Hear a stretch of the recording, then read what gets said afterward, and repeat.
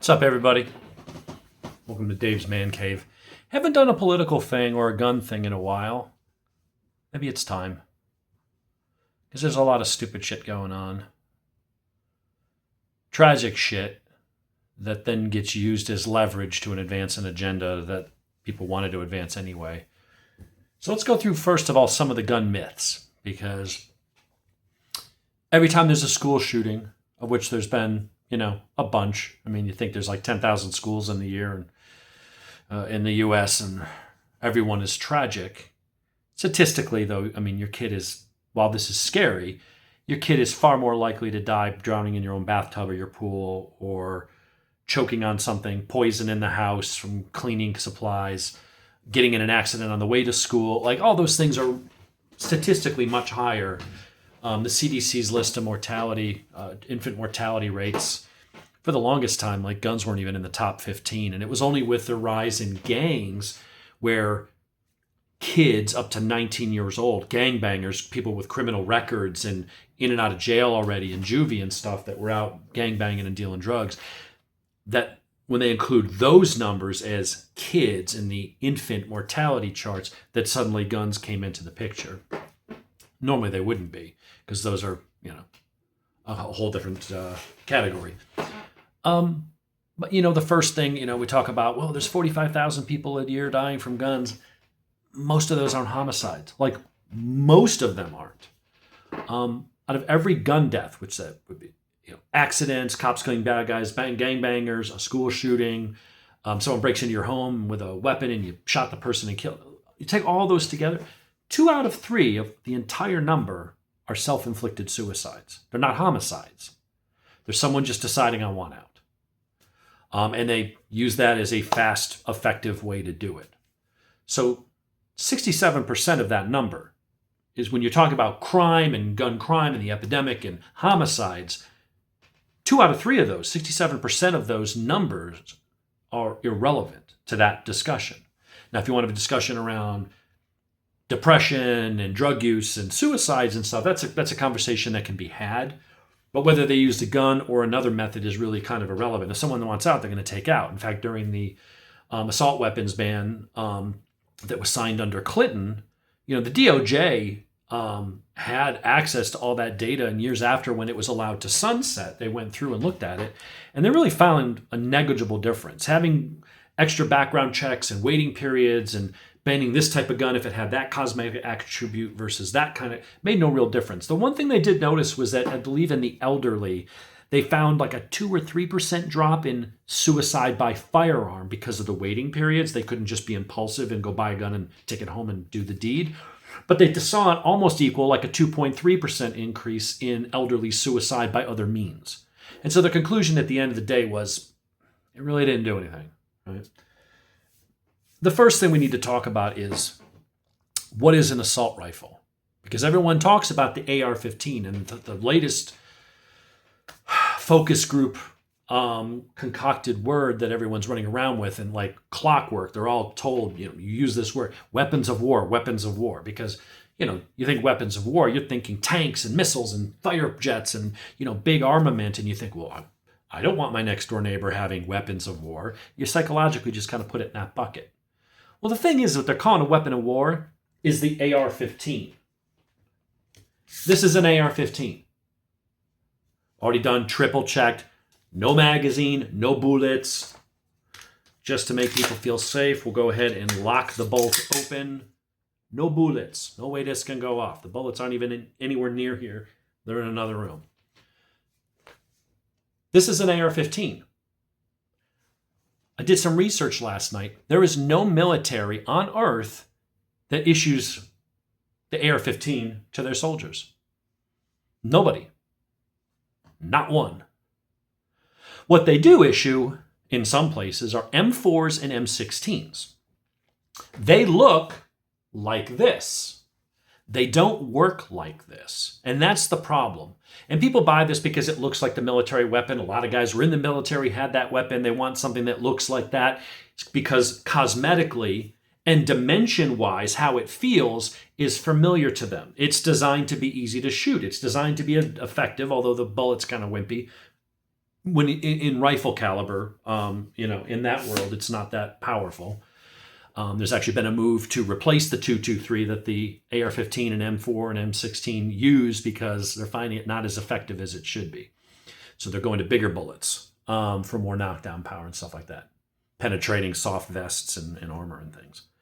So this gets called an assault rifle. And a lot of people will say, it has AR in the name. It's the Assault Rifle 15.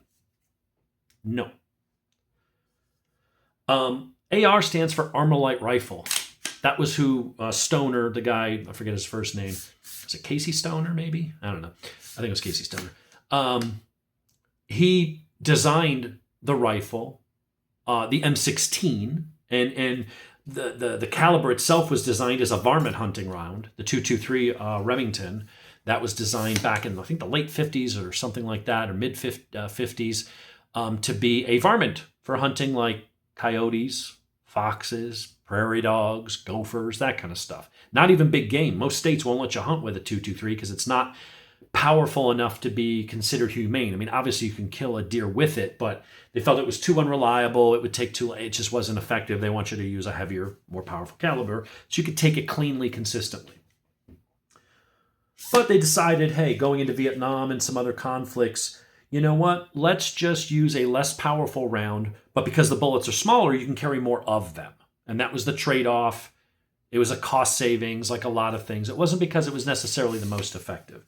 The other thing they went with that round was because they figured, well, if you wound somebody in battle, because it is a less lethal round than the 308 or 30-06 and some of the other bullets that had been military rounds for generations, they figured, well, let's use a smaller, lighter, less deadly round, because if you injure someone, then the guy next to him or a medic has to take care of him and patch him up. And so you've effectively taken two people out of the battle. Whereas if you kill someone instantly, well, the rest of them are just going to keep going. He's gone. You'll get to him when you get to him, right? When someone's wounded, someone's got to stop and render aid. So there's a lot of reasons in the history of it. But AR does not stand for assault rifle. It never has. It's Armalite Rifle. Armalite was the company that was making them for the military. Not the 15, but the M16 and the M4. Now, the difference between them is those guns have bayonet lugs. They often come equipped with grenade launchers. We don't have those. They also have, even though the switch looks the same, this has a safety on and off. That's it. An M4 can have full auto, single shot, sometimes 3-shot burst, because you don't want to waste ammo and miss a lot, but 2 or 3 rounds at once, boom, boom, boom. Those have select fire, grenade launchers, all kinds of cool stuff. We don't have that. Those guns, automatics, full automatics, were banned in 1935. Now, there are provisions that you can get what's called a Class 3, or what's on the NFA, National Firearm Act of 1935. And that was legislation that was passed by Congress, limiting and restricting weapons that organized crime was using at the time. So like Al Capone, New York City, Chicago, there was a bunch of problems with organized crime. And so they basically just banned or heavily restricted or taxed the shit out of, because a $200 tax stamp back then would be like a $5,000 tax stamp, right? So they basically made things harder to get because they figured, A, it would make it harder for the mob. It would hit them financially. But then also, if they caught you with one of these prohibited items, they had an immediate reason to stop, search you, frisk you, and lock you up and squeeze you and try to get you to divulge, who else is in the family and turn you into a snitch, right? So it was a very calculated thing. And I understand the reasons why they did it, but they infringed on people's rights to combat literally Al Capone and freaking your organized crime and gangsters and stuff. So fast forward to today, you can't buy a full auto. It's very, very hard because there was additional laws passed in 68 and I think in 86. So if you want to buy one, you have to go through so much paperwork, red tape, applications, can take up to a year, ATF, all kinds of stuff has to be involved, lots of restrictions, can't carry it over state lines unless you send in writing to the chief of the state police in the other state and you get permission, and then you can only take it to the event. Like, there's all this crazy crap. Not to mention, just to get into the world of an automatic weapon, like it has to be made or imported before 1986. So it's got to be a almost 40-year-old weapon. There's not a lot of them out there. It's a lot of cheddar. If you wanted to go buy a working MAC-10 or an Uzi or an M16, you could be looking at, I mean, if you found a junker that was like really ragged out for $15,000, plus all the paperwork and all the restrictions and fingerprinting and all that shit that has to go with it and background checks up the yin-yang. You want a nice M16 that's in really good shape, that could be $30,000, $40,000. No one's buying those. There's some collectors that are really into their stuff and they've got money and, you know, that's their fun gun when they go to the range and they do these machine gun shoots. None of those are being used in crimes. So it's not really a problem. It sounds like, oh, it could be because people could buy this and buy that. Yeah, but they aren't. The number of times that automatics are used in crimes is hardly ever. Now, the exception would be Glocks and the Glock switch. So with Glocks, they're all semi-auto. Just like the AR-15. You pull the button, you pull the trigger, and you hold it down, one bullet goes pew. That's it. One. You have to release it, let it cycle, and then you can push another. Same way a semi-automatic shotgun works. Same way a Glock works. Same way a little .22 pistol works. You, again, no magazine, no bullets. We have already done triple safety checks beforehand. Again, bullets are in the other room. You pull the trigger, and even if you hold the trigger down, it just goes, and the cycle slides. You have to release the trigger, let it click, and then you can pull it again. That's semi-auto. What the military has and what a weapon of war is, you hold the trigger and it just goes, and you empty a 30-round mag in 3 seconds, which sounds cool. It sounds scary. It sounds dangerous. Except you're not going to hit shit with it. Like, I guess the Las Vegas shooting might have been one example because you had a crowd of 22,000 people packed shoulder to shoulder, and he's lobbing them from the 10th floor down into a crowd where you could just do Sammy Davis Jr., you know, you could be totally blind and just into a crowd and you're going to hit every, you know, you're probably every bullet's going to land on somebody, right? But normally, you know, if you were these guys going in to do school shootings and church shootings, they don't use automatics, A, because they can't get them because they have been banned forever and there just aren't any out there. But also, they're just not that effective. It's not the movies where you go and you get 30 rounds in 3 seconds and they're all perfect headshots. Yes, Schwarzenegger can do that in Commando, but that's not real life. You'd be all over the place from the recoil and most of the ammo would be wasted going over people's heads or into the ceilings or whatever. So they're not really that effective. Machine guns are good for laying down cover fire. Your guys are going to run across the field and you just spray something, hoping that you might get lucky and hit something, or they'll just hear a hail of gunfire and everyone will duck down while your guy closes the gap and gets to safety. That's what machine guns are for. Or if you're in the trenches, I guess, you got 50 guys coming up all at you at once and you just shoot into the crowd. But no one's doing that. The exception would be Glocks now because the Glock is semi-automatic. But there's a Glock 18 that you can't get in the States. That's the fully automatic version of the Glock 17. It has an auto sear, has a switch on the back to go from semi-automatic to automatic. Well, it's a small piece of plastic and I think might be a piece of metal in there. Someone took one apart, looked at it, and started printing them out on a CNC machine or a printer. And, you know, hood rats have them. And so they're walking around with full autos. Not a good thing, but you can't stop it. I mean, anyway. No military uses the AR-15. It is the #1 sold rifle in America. Last time I looked, which was a year or two ago, they estimated 25 to 30 million of those legally in the hands of citizens. It is by far the most popular rifle that you can find anywhere in America. They sell them thousands by the day.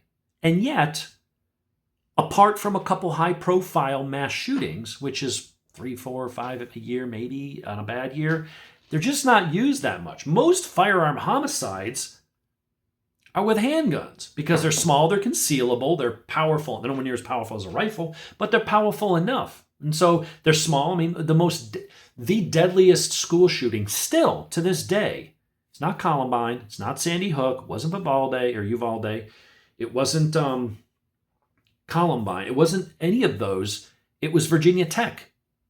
What he was armed with was a Glock, I think it was a 19, the same gun I've got, with a bunch of 10-round magazines. He just had a bunch of them. A mag would run out, he'd drop a mag, put a new one in, rack the slide, and keep going.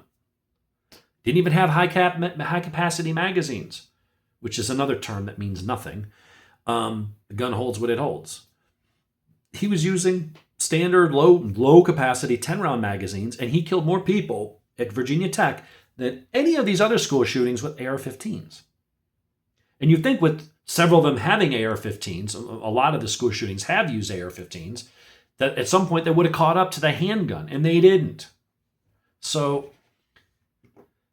now we get that out of the way. You know, when you think about what a weapon of war is or was, because they're tugging at heartstrings, they're lying about what it is. And AR-15's not. We've already proven that. This, at one time, was a weapon of war. Go back to the late 1800s, this was a weapon of war. At times when you had single shots, you still had black powder and having to load. Again, I've gone triple check, nothing in here, tube is empty. If it makes people happy, we'll even just take the tube out. So even if there's a bullet in there, there's no way for there. Nothing in here. However, you could load this up with 8-10 rounds of, depending on what. This is a 44 mag, which out of a rifle like this packs a bigger punch than the AR-15 does. But you can sit here and boom, boom, boom, boom. This was a rapid loading. I mean, this was the advantage. This was one of the guns that won the West. This and a Colt Peacemaker. It was, a 6-shot revolver. The ability to rapid fire, but it's still single shot. I mean, it's still single action. You still have to rack it. It just doesn't do it automatically using recoil. This was the assault weapon of its day because this was the most powerful thing you could buy at that time. Wasn't limited only to the military. Normal people would have this. They'd have it on their ranch. They'd use it to keep wolves at bay that were killing their sheep and going after their cows. They would, if there was a Indian tribe attacking, bandits, banditos, whatever. This was an assault rifle back in the day. We look at it now, oh, it's old-timey and stuff like that. You don't want to get hit with this. You take a bear with this. You wouldn't take a bear, and that's the difference here. Yeah, the AR-15 holds more rounds. But if I had a choice of which one I would get shot with, the AR-15 or this, I'm going to take this. The 44 mag coming out of an 18-inch barrel on this weapon, I could take a black or a brown bear with this. I would not feel comfortable. If I shoot you have to be very lucky with a headshot, and hopefully you hit it right and it doesn't bounce off the skull. You could certainly ruin its day and hurt it, but if you want to put a bear down because it's charging at you, if I had a bull or coming at me, if I had really any kind of big dangerous animal coming at me, I would much rather have this in my hand than the AR-15. That's the reality of it. The only advantage of the AR-15 is, you've got sights. If I got a scope on mine, so if I wanted to hit something at 300 yards, I could, which with iron sights. But you can put a scope on this. So, but when it comes down to lethality by the bullet, this is way more powerful than that. And you can get this in some crazy ass calibers. I could hunt a bison with a lever action gun and one shot kill it with a 45-70 government, which is again, 100-year-old or whatever bullet.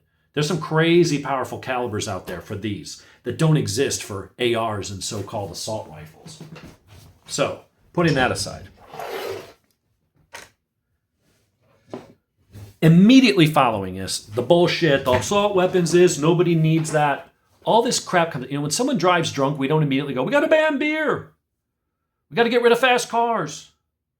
Nobody does that. But because guns are political, we have to go through this exercise every time.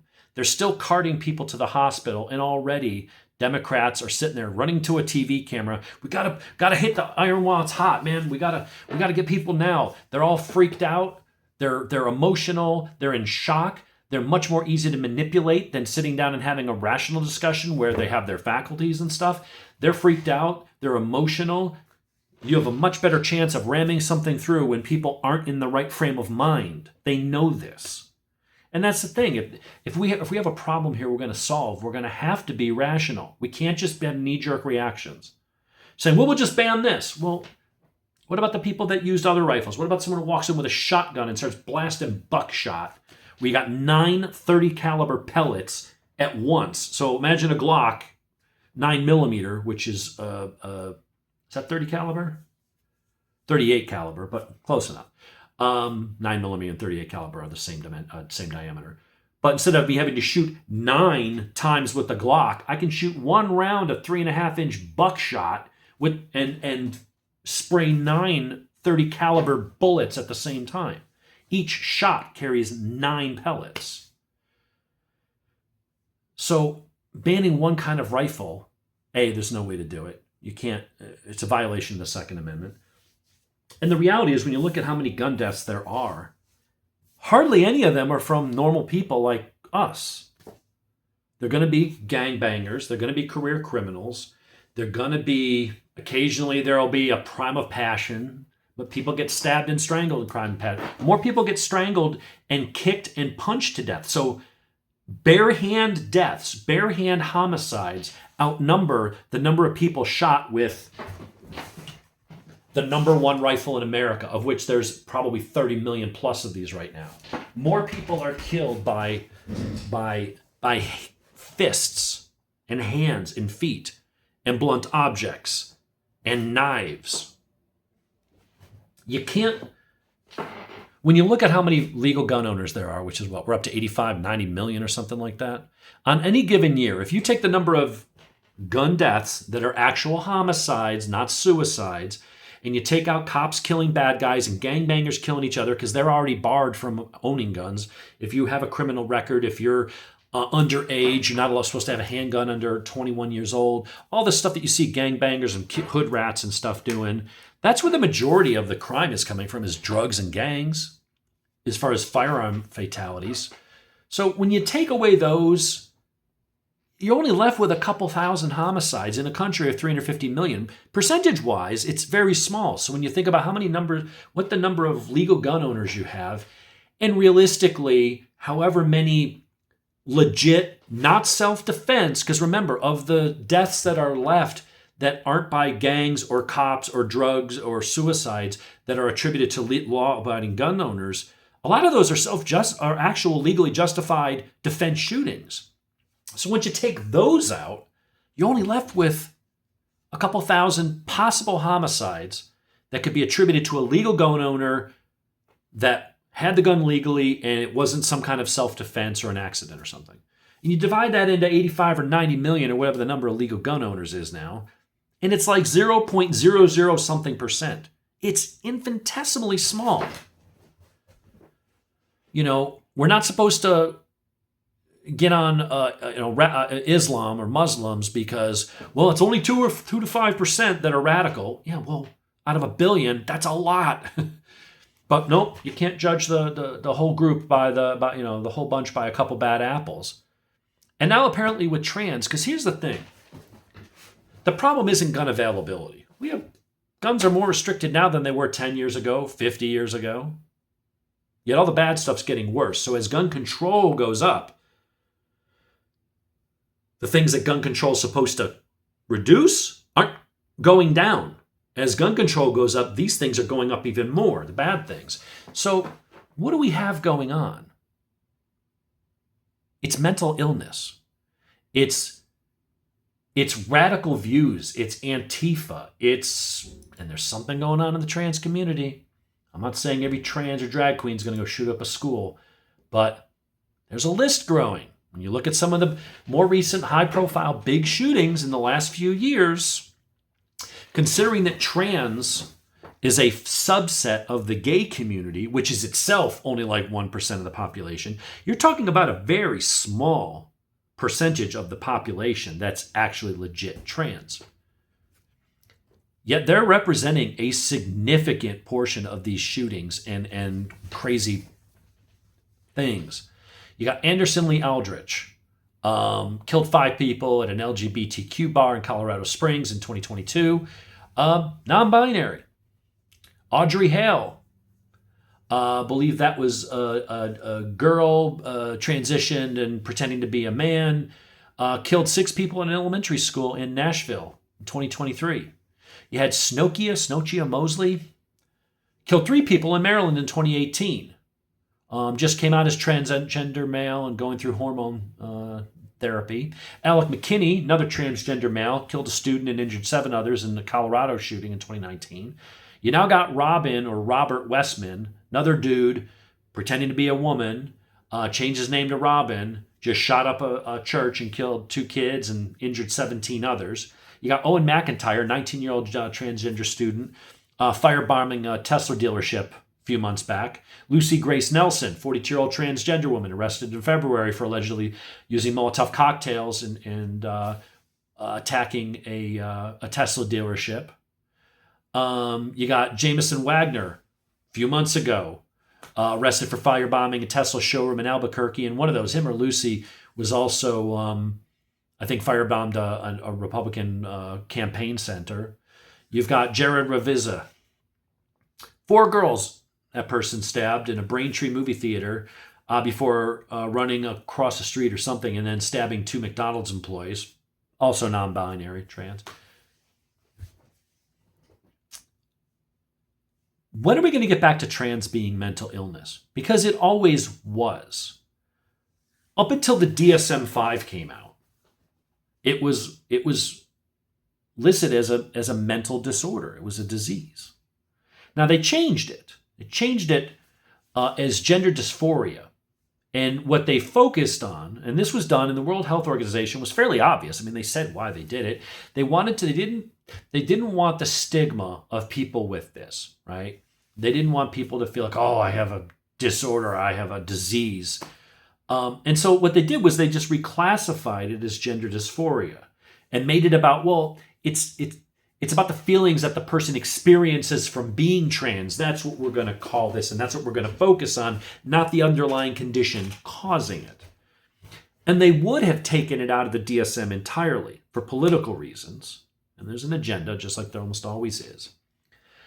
They didn't. They had to leave something in there, which is why they put it in as gender dysphoria and talking about, well, the feelings that they're dealing with as part of being trans. They're ignoring the underlying cause of being trans as the disorder, and they moved it over to the how the person feels about it because they needed to leave something in there. There has to be some kind of diagnosis in order for insurance companies to cover sexual reassignment surgery, counseling, gender affirming care, which, you know, your hormone therapy.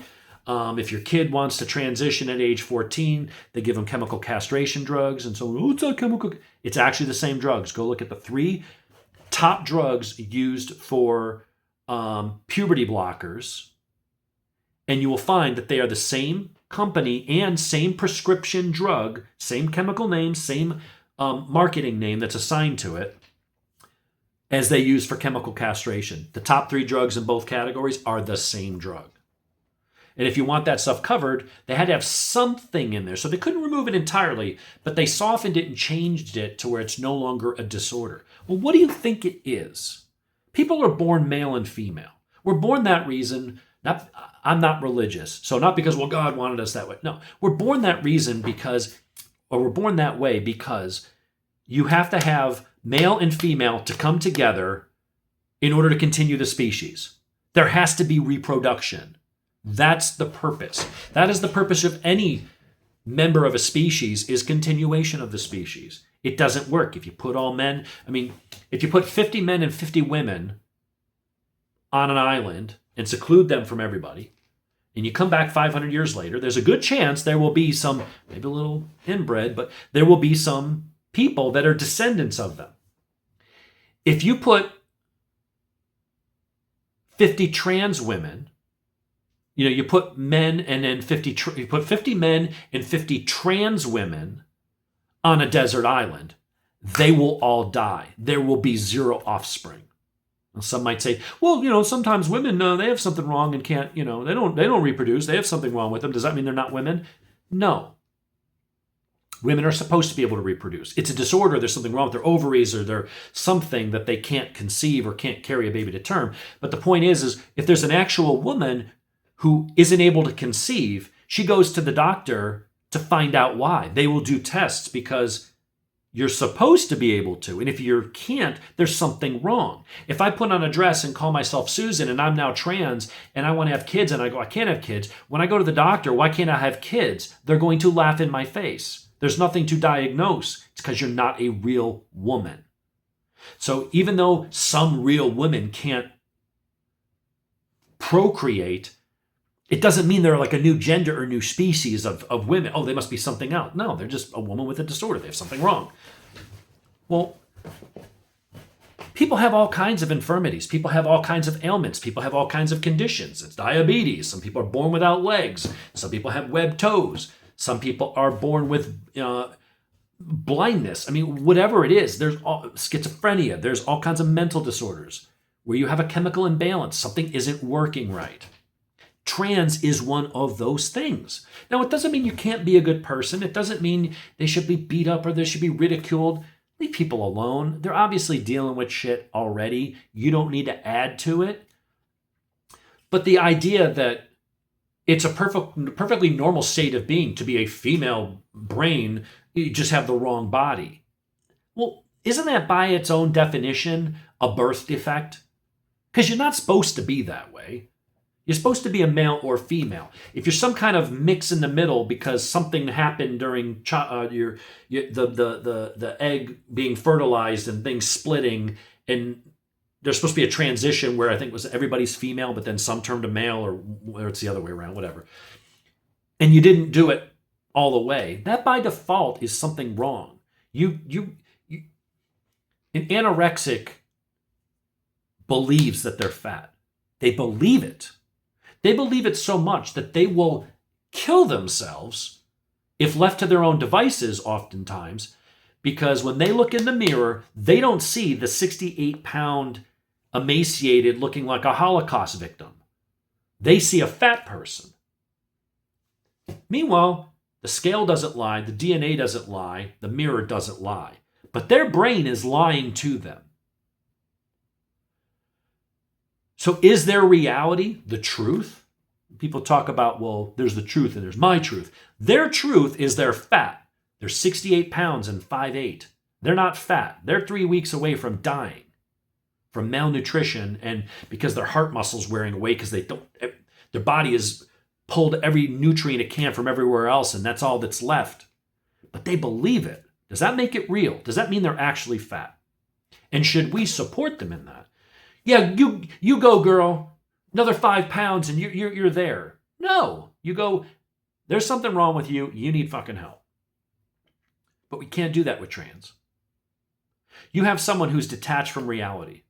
They think and feel something like the scale doesn't lie, the mirror doesn't lie, but your mind can lie. Your DNA doesn't lie, your biology, your physiology, your chromosomes, those don't lie. But your brain does, or can. There's something out of alignment. There's schizophrenia. There's bipolar. There's all kinds of mental illnesses, and they are mental illnesses by virtue of the fact that your perception of yourself or reality is not in tune and in sync with reality. You think you can fly, or you think everyone's out to get you, and you have paranoid delusions and you see hallucinations, but it's not real. Trans is in that category of you feel this and you can think it and you can say, well, this is what I think. But just like anorexia, you're not. You're not a real woman. Look down in your pants, see what you are, go do a DNA test. You could say, well, I'm a woman, right? 500 years from now, when an archaeologist digs up your bones, they're going to do a DNA test and they're going to go, all right, this was a dude. They're going to look at your skeletal structure. They're going to look at your size. They're going to look at your pelvis. They're going to look at certain things, and they're going to go, that's a dude. Well, we don't know that. Yeah, you do. That's how science works. Everyone's like, follow the science, follow the science. Except DNA, biology, physiology, psychology. Yeah, none of that stuff's all bullshit. Only to follow the science over here and buy a Prius and give me some tax money and stuff like that because we're going to control the weather. Yeah, that science is valid, but yeah, DNA, jury's still out on DNA. We have to treat this like it's a mental illness in a lot of ways. I was talking to Cameron. Cameron is my liaison with the gay community, so I run everything through him. I think he can usually answer most of the questions, or he might bring it up at one of the meetings or something, but get a consensus and get back to me. But love you, Cam. But it's like he knew this. He saw the crime. He heard, oh, there's a school shooting in a church, And he was like, it's going to be a hardcore lefty trans person. And he's like, I haven't seen the news. What's going on? I'm like, well, it's a Jew-hating trans kid, hates Trump, far left extremist. And he was just like, I fucking knew it. And it's like, I think we all did. We start to see this pattern. And apparently the media doesn't recognize patterns. There's a pattern here. There's a pattern of violence. And it makes sense when someone is mentally ill and they can't distinguish between their feelings and facts, and they can't distinguish between what they think and reality. Do you think it's only limited to gender? Like if someone is completely out of touch, are they only out of touch about that very one thing, but they're completely rational and grounded in every other aspect? No. I don't think that's plausible. I think when you're that detached from reality and you really have no ability to say, hey, I know I feel like a woman. I feel like I identify with female traits, but I'm obviously a dude. I can look at myself and see that. And I don't need to take a knife and start carving up my body and lopping parts off and taking, injections and doing all kinds of stuff. It is mental illness. It has to be, by definition. If a person's brain is in the wrong body, isn't that the very definition of something went wrong? Isn't that the very definition of a birth defect or something is askew? There's a reason why 44% in the latest studies of post-op trans have attempted suicide. That number doesn't exist anywhere else in nature, in society. It doesn't exist. Their numbers aren't even close to that. Not with drug users, not with the homeless, not with veterans returning from war with PTSD, not with victims of domestic abuse, divorce. That number of 44%, nobody is anywhere near that. That should also tell you that there is a mental illness, depression, some component going on, that they go hand in hand. But when you look at how many of these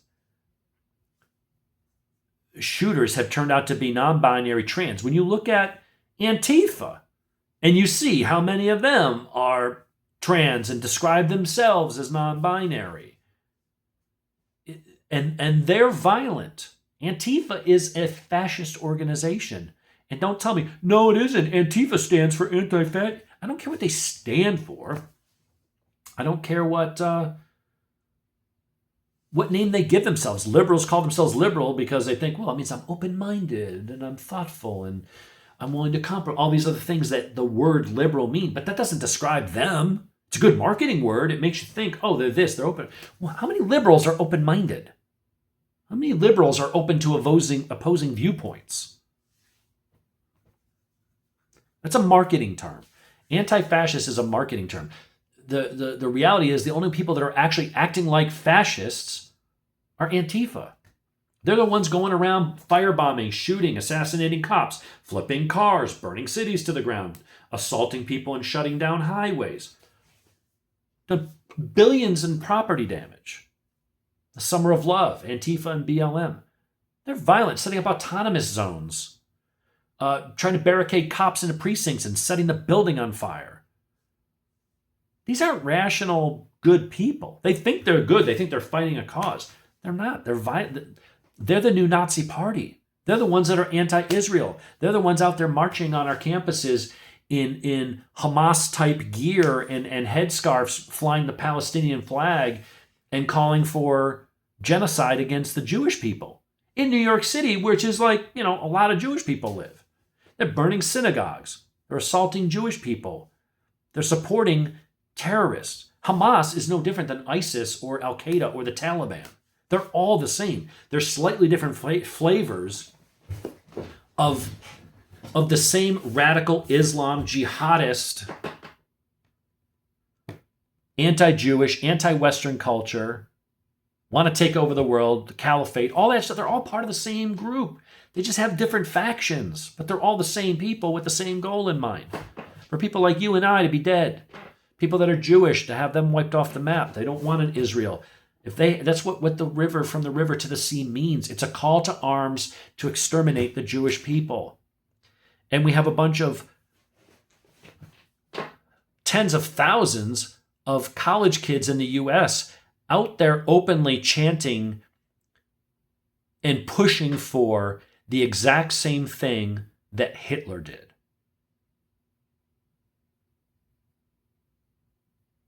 But somehow the other side's the bad guys. Hitler had far more in common with leftists today.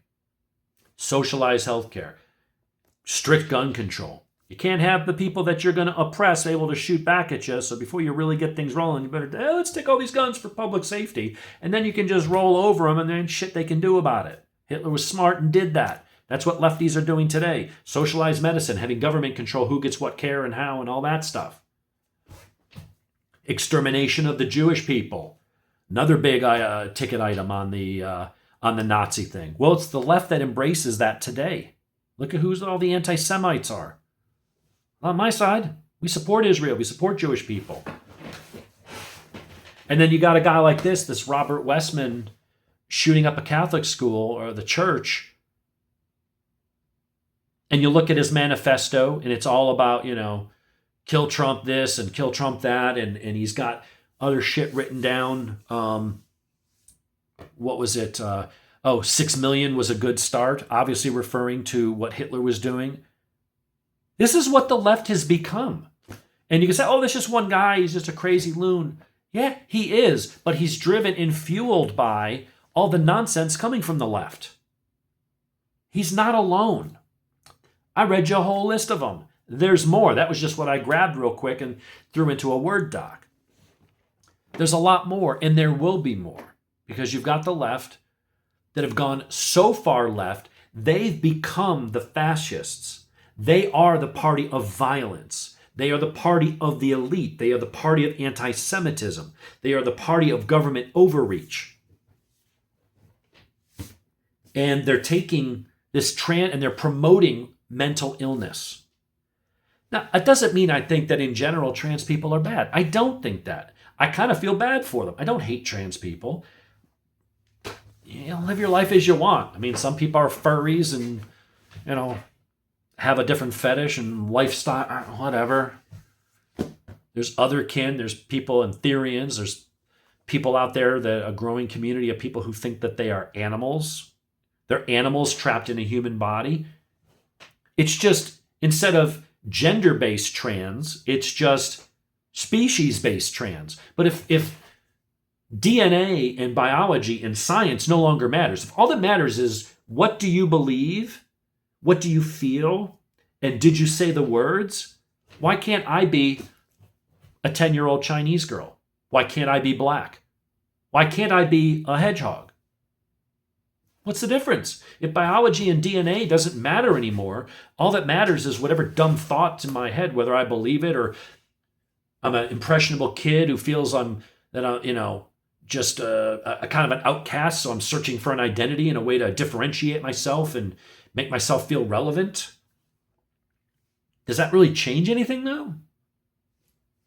Changing your name doesn't change what you are. And I'm tired of, the problem here is mental illness. It is so clearly mental illness. It is a lack of lawlessness. It's a lack of consequences. It's people. We have now a theme of lawlessness in blue cities and in blue states where you can just walk in and steal shit. We're not going to charge you. You desensitize people to crime because you've taken away all the repercussions and the accountability of committing crimes. And then you're surprised when cops are getting fed up because we're taking violent people and thugs and robbers off the street at 10 a.m. And by 5 p.m., I'm heading home after my shift and I see the guy walking down the street because they've already let him. How demoralizing is that for a cop? And I know a lot of cops, and they're just like, we go to the trouble. We don't know what we're getting into. We might get stabbed. We might get bit. We might get shot at. We're going and we're arresting people and doing our jobs and getting bad people off the streets. And then they're out later the same day. And I got to chase them next Tuesday because they're going to knock off another liquor store. And I'll put them away again, and the judge will let them go on their own. Why would anybody want to be a cop? Why do you think our cities are such shitholes? There are no... We have lost our ability. Well, Democrats have. Because it doesn't happen in mid-sized, smaller red towns. It's always in big blue cities. It's always in the welfare state. It's always where Democrats have a lock. They've had a liberal Democrat mayor, prosecutors, AG, police chief, city council for decades. And it breeds a vibe. It breeds a system where people aren't accountable. We're too busy making excuses for people. Well, it's not their fault. They're poor. They're this. Well, maybe because your economic policies suck and there's no jobs in your fucking city because you didn't want Amazon in your district, AOC. So good for you. You kept them out. And with it, took $40 million a year in tax revenue that could have bettered your cleaned up your streets and stuff, brought good paying jobs into that. Good job. So you got people in poverty and people turn to crime. And what do? Well, let's just ban guns for everybody in the country. Let's just take away this gun, then we'll move on to that gun, and we'll take away that gun from all the people who aren't committing the crimes in the first place. I understand that crazy dude, Westman, went and bought the guns legally. It's going to happen. Some people are going to buy cars and go mow somebody down, you know? People were renting U-Haul trucks and driving over people and killing a bunch of people with a rented car. It's a $99 a day weapon. You got a 5,000-pound vehicle traveling 60 miles an hour. You might wipe out half a crowd like that for $99. Are we talking about common sense rental control? No. But guns are a symbol of freedom. Guns are part of the Second Amendment. Guns are the linchpin to all of our other rights. Because ultimately, we can defend our rights because there's 90 million of us with AR-15s and lever actions and handguns and shotguns and revolvers. And ultimately, yeah, they're not a match for a tank, but they don't need to be. We have more legal gun owners in the U.S. than the total combined populations of Canada, Australia, and the entirety of the UK combined. That's just our legal gun owners. If the shit hit the fan, I could outfit, between me and one or two of my other neighbors, we could outfit our entire 70-home subdivision here. If we had to come together for a common defense, if we had to protect our community and what's ours, if the power grid went down, if there was an invasion, whatever it is, if we had a government out of control, there was some kind of overreach, the most likely situation is probably going to be something more along the lines of like the power going out from a solar flare or something, you know. And people are going to go crazy after about a week when all the food spoils and people get desperate. And you're going to need to band together and protect you and yours. I'm very glad I have this, and I got 20-something thousand rounds of ammo over there. It's one of those things where our rights are only our rights because ultimately the people have the right to preserve and protect them should they try to be taken away. I don't care who you are, and you can say, well, they got tanks, they got fighter jets. Yeah, they do. But if our government ever really went tyrannical, 90 million people fighting for their homes and their freedom is more than every army on earth that's ever existed combined. Chinese army's only got like 2.3 million people. Like, we've got 90 million people right now that own weapons and ammo and have their own stuff. A lot of them are hunters. A lot of them are ex-military, cops that know how to use it, enthusiasts who know how to shoot. Not everybody has combat training. I don't, but I know how to shoot a gun. So, no, I'm not willing to budge on this. And people could say, well, is it worth one life? Yeah. Because overall, a country that gives up its arms and its ability to defend itself gives up other freedoms. And a company that does that doesn't last long. At some point, there's going to be a bigger, meaner country or a regime or something that's going to come in and say, I want what you have. I'm taking it. And if you don't have the ability to fight back and say, no, you're not. And all the arguments about, you know, well, your small arms aren't going to do much against planes and missiles and stuff. Go ask the Russians what a bunch of Afghani goat herders were able to do in the mountains of Afghanistan against the number 2 superpower in the world at the time. They were second only to us. Go ask the Americans, us, how'd we do against Vietnam? We had vastly superior firepower. You got a bunch of guys in the jungle managed to beat us. You could say, well, because we didn't go, we were held back. Whatever. There are ample cases of a vastly smaller, less properly equipped, less trained force outlasting and even beating the larger superior force because they're on their home turf. A tyrannical government can't just go blow up all of our freaking cities. They got to live here too, right? So we can go door to door against 90 million people, knowing that most of the cops in the military would probably revolt against you and would side with the citizens. Second Amendment's really friggin' important. I don't know that we'll ever have to have another civil war in my lifetime. I sure as shit hope not. But the threat of it needs to be there.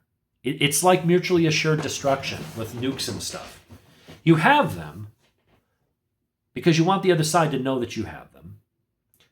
You don't want to ever freaking use it. But you have that, and because you have that, you've kind of ensured that you'll never have to use it. Nobody's going to attack you when you got 1,800 nuclear weapons fueled and ready to go in less than 10 minutes that could be launched from all of our silos, from subs that you don't even know where in the world they are right now. Could be lurking 100 miles off your shore that could put a nuke into your city and your command center within 15 minutes. You don't know. So nobody's dumb enough to use them. And that's what the Second Amendment was for. We have the right to free speech. We have the right to assemble. We have the right to freedom of religion. We have the right for protection from illegal search and seizure. All of our rights aren't worth the paper they were printed on if you don't have the way to secure them.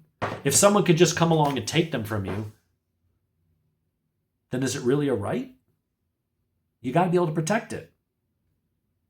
And that's what the Second Amendment was about. It still is. And I don't want to hear any arguments about, well, that doesn't include the AR-15 because it didn't exist then. The internet didn't exist then. Email didn't exist. Satellite communications didn't exist. Cell phones didn't exist. Text didn't exist. None of that stuff existed with the founders. But free speech is still free speech, regardless of whether it's in this medium or that medium. They knew technology. They may not know what it was, but they knew technology would grow.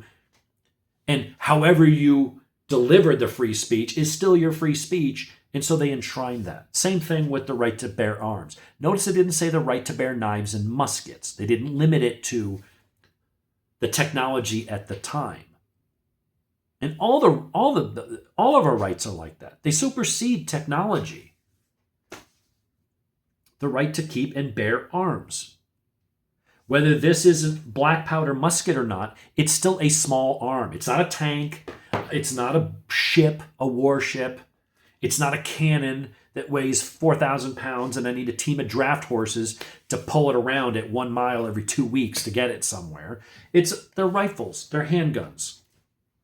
Instead of black powder, now they have cases and primers and things, but it's still a handgun or rifle that I could grab some ammo and go do what I need to do. Hunt, protect, whatever. It hasn't changed. It doesn't matter if it's an AR-15 or if it's lever action or a bolt action or a shotgun, if the shotgun's pumped, it doesn't matter. It's all covered by the Second Amendment. And that's not going to change anytime soon.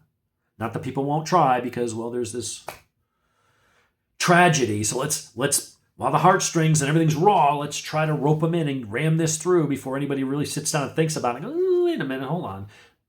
And so it's a full-on assault on our rights.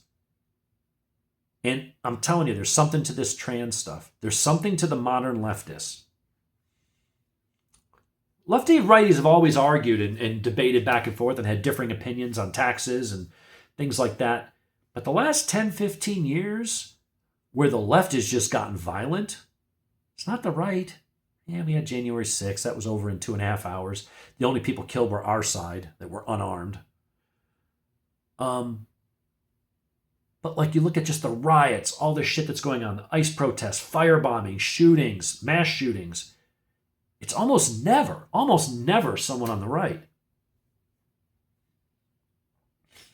It's a non-binary this and gender fluid that and trans this and leftist activist that and anti-Trump. Nothing's absolute, but when you look at it, it's like, let's be honest, it's more than 90% of the politically based violence out there ain't coming from my side. We're not the ones you have to worry about. We're the ones you might go to for help. Shit gets out of hand. But the radicals, the violence, firebombing and shooting up car dealerships and stuff like that, all the crazy shit that's going on, that ain't our side. That's the tolerant left. Watching our cities burn for years over George Floyd, that scumbag, who turns out didn't even die from the cop. Died of whatchamacallit, getting over COVID and a fentanyl overdose when he worked himself up into a tizzy when he was getting arrested. He had his heart gave out. That's what happens when you're a thug resisting arrest and you see fentanyl in your system and had a cardiac event. That's what killed him. And yet because of that, billions in property damage, rampages, all the shit that went on, cities burning. Not my side, man. And that's why you need the Second Amendment. So when things get out of hand like that, you got a way to protect yourself. You got a way to protect your family. So I don't know what the solution here is, but we have to get serious about mental illness. There's got to be a way that doesn't trample on our rights, people who are not doing anything wrong and never would do anything wrong with a firearm. But when you've got people that are clearly confused, they don't know who they are, they don't know what they are, that's already a red flag. So all you liberals out there, we need red flag laws, we need red flag laws. Okay, I'm going to put being trans on that list at pretty high up. Because if you're out of touch with reality, what's the difference if you're that or you're paranoid schizophrenic? You're not tied into reality. You're often depressed. A lot of them seem violent.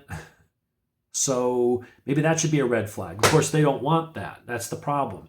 I don't know how we can compromise on this. There has to be something you can do around the area of mental health. There are absolutely people out there buying weapons that I agree they shouldn't be. But how do you ferret someone out? And especially if you're going to use it's easy if you've been institutionalized for this or that. Well, there's people out there that haven't yet been institutionalized, but they are bipolar. They are schizophrenic. They do have paranoid delusions or hallucinations. So just because they haven't been put in an asylum yet, they have they would, if someone took a look at them, so you're going to have everybody have to take a mental, before you buy a firearm? No, because then it's not a right. This is the tricky issue with this, is that if you put all these conditions on the right to exercise it, then it's not actually a right. The thing is, it's called the Bill of Rights for a freaking reason. I don't know what the answer is here. I know what the answer isn't. The answer is not ignoring mental health and only going after normal everyday Joes that just buy guns because they hunt, they like to target shoot, they have one in case they need to defend the house or they carry, because they live in an area where, hey, maybe there's crime. They go get the permit. Those aren't the people that you have to worry about. But how do you weed out the bad people? It's kind of like a Minority Report thing. Because some people, now a lot of these school shooters, there were signs. And every level, was it the one down in Parkland? 35 times the cops are at this guy's house for domestic disturbances and things like that. Issues at school. Had videos threatening violence online. The FBI looked at them twice. Didn't do anything about it. Cops there all those times. Didn't think to go, does this person have access to weapons? We've been here 30 plus times. Maybe that should be, a red flag. No one did that. No one did anything. And most of Uvalde, you look at most of the school shootings, there were signs afterward. Oh, I saw this. Oh, I saw that. No one wants to say anything. And then when it happens, instead of holding them accountable, we just want to go after guns. It's like, but that's not the problem. You can't blame Glock for school shootings any more than you blame Ford for drunk driving. Tens of millions of us own these things and will go an entire lifetime and never have a mishap. Some people aren't up to the task. Some people are evil. Some people are crazy. How do you target them? Because they're this much of the population. Now, they could do some damage, obviously, but how do you target the problem people without just saying, well, if we just get rid of this one rifle with this one name, like suddenly school shootings will stop? Nobody actually believes that. The left knows that they're going to do that, and if they win that argument and then they don't shoot, well, I guess we didn't go far enough. Now we got to go after this. Now we got to go after that. Because they know they can't just go boop and make the Second Amendment go away. Constitutionally, they don't have the legal means to do so. But if they can just limit here for the name of public safety and take that away and then this, over time, they'll make it to where you can barely own anything. And they think that that's going to make a difference. It's not. Especially nowadays when you can 3D print your own shit at home. I can go to Home Depot right now for $30 and make a slam fire shotgun with a piece of section, I forget what the name of this, but I can go get a piece of pipe that's the right size for a 12 gauge shell and some hot glue and a cap and a nail. And I can go make a single shot, boom, pull it out, another one, boom, pull it out, put another one, boom. I can go in there and make a short range effective. Oh, I can make it into a rifle if I grab some metal straps and some wood screws and a piece of 2x4 to add a stock to it. I can go make a shotgun for $30. People can print them at home on 3D printers now. You got plastic and polymers as well as metal 3D printers. You can go buy a lathe. There's no, you see in the UK, they're like, well, let's go get rid of knives. So you go to the hardware store and you buy a lawnmower blade and you go home and you take a file and you sharpen it into a machete and wrap tape, friction tape, like hockey tape around one end for a handle, and now you got a machete. Get that in any home goods or, appliance, yard work type place. Go get a freaking lawnmower blade. It's just, you're not going to prevent evil by trying to limit access to the items that some evil people reach for. They're just going to go reach, oh, I don't have that. Okay, well, then I'll use this. Well, let me take that away. Okay, well, then I'll use this. You can't hope to keep up and ban things as quickly as a crazy person that wants to go murder lots of people will just go to the next thing. You can't preemptively just ban everything they might get their hands on. What you have to do is get them off the street and get them the help they need. And if that means put them in a fucking padded room or a prison cell, that's what you do. Nobody wants to do that. I'll leave on this. This shows how out of touch the left is on this. I saw they were talking about this. Was it Jake Tapper? I think he's on CNN. And the person he was talking to referred to Robert Westman as him. And Jake, hold on. We don't want to misgender him. And I'm looking at the TV screen and I'm like, are you effing retarded? You're worried about misgendering a mass murderer who just shot and killed children.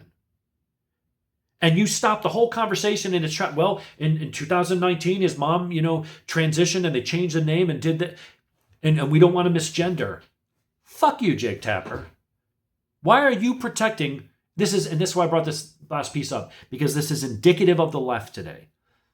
They are more worried about optics and protecting the perpetrators of crime, the monsters who do this shit and don't want to offend someone who's a mass murderer and already dead.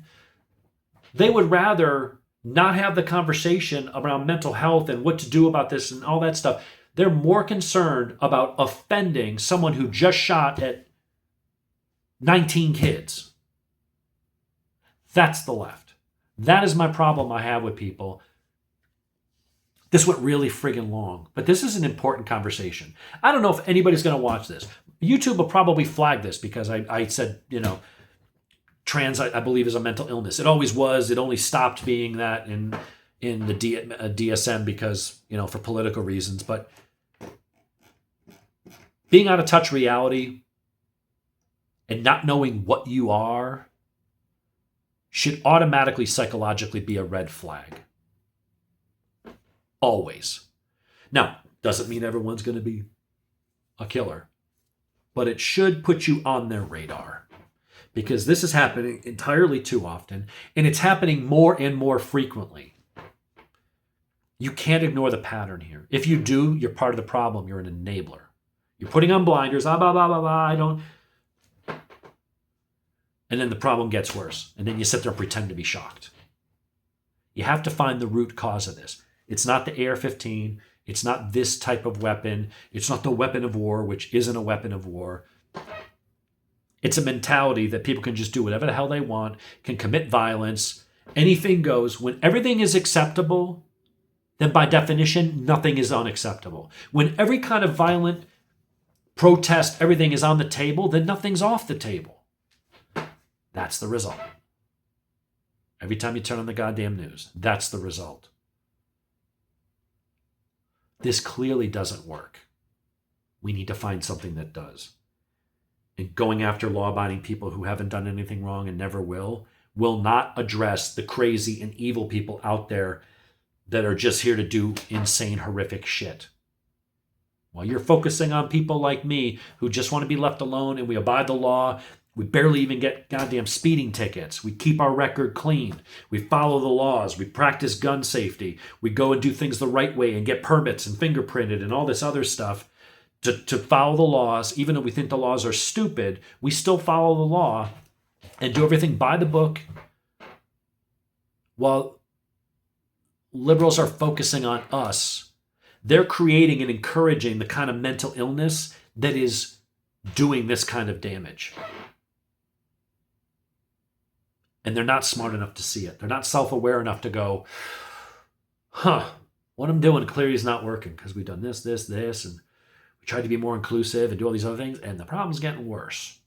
Maybe we need to rethink our approach. Said no liberal ever. They just double down every time. Oh, this doesn't work, we'll just do more of it. Well, that didn't work either. It actually got worse. Well, we must not have done enough. Maybe we need to spend more tax money on shit that does it. They just always do more. It never occurs to them that they could be wrong. Why? Because in their own way, liberals are out of touch with reality. To be a liberal, you have to put feelings over facts and logic in most things. Not everything, but in most things. And so all that matters is, well, how I felt. I had good intentions. Yeah, but it didn't work. You got the opposite results. Yeah, but I meant well. Well, you know what they say about good intentions? We have to take mental health seriously. We have to give people the help we need, that they need. We need to hold people accountable. We have to get rid of this feeling of lawlessness where, hey, everything goes. There's no society that's been successful long-term where crime was okay. Everyone's pissed about Trump bringing the National Guard to whatchamacallit. But I did notice today that the mayor of D.C. kind of came around as like, this whole Trump thing and the troops giving us the resources we need has actually been good. We have gone a record time with no murders, and crime is way down because we've got boots on the ground enforcing the laws, and there's a presence, and criminals know, oh shit, we're dealing with soldiers, and people are being on their best behavior. The mayor who was against it, and oh my God, Trump's being fascist, she came around today and she's like, it's working. Anyway, be safe. Use your heads. I'm not anti-trans as far as someone being trans, but let's call it what it is, and let's stop pretending that it's not something wrong. It has to be. If I thought I was a carrot, you'd go, well, he's crazy. If I thought I was a Chinese woman, you'd go, he's crazy. Why? If I can identify as anything I want, why can't I be a 12-year-old Chinese girl? Yeah. Anyway, that's my rant for today. I haven't done one of these in a long time. So if you don't like it, you're going to, oh, you're this and that. Just save it, dude. Whatever. I don't really care. I have a small voice here. I've got a little over 10,000 subs. I'll probably get 60 views. It's not going to matter. It's just whatever. But sometimes you just got to get things off your chest. And who knows? Maybe you'll talk some sense into someone or strike a conversation or bring some sort of I don't know, whatever. It is what it is. So anyway, folks, be safe out there. It's a crazy freaking world we live in, and it doesn't seem like it's getting better anytime soon. So talk to y'all later.